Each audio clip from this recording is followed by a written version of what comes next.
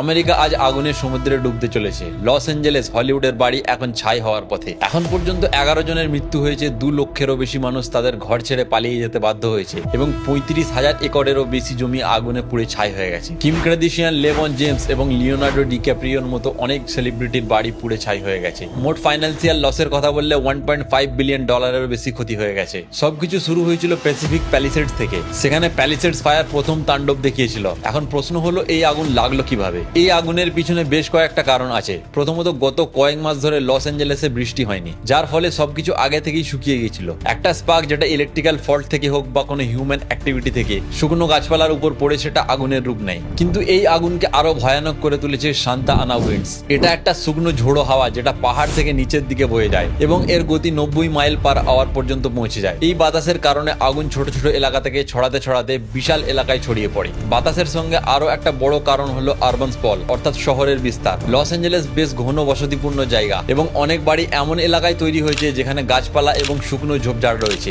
যখন আগুন শুরু হয় তখন এই এলাকাগুলিতেই প্রথম আগুন ধরে। শুকনো আবহাওয়া, সান্তা আনা উইন্ডস এবং আরবান স্পলের মারাত্মক কম্বিনেশন লস অ্যাঞ্জেলেসকে একটা বড় বিপর্যয়ের মুখোমুখি করেছে। কিন্তু সরকার ও জনগণ উভয়ই একসাথে সংকটের সমাধান খুঁজছে। ইভাকুয়েশন হচ্ছে এবং মানুষকে নিরাপদ শেল্টারে নিয়ে যাওয়া হচ্ছে। এরকমই আরো ইনফরমেটিভ ভিডিওর জন্য stay tune with the Bong data.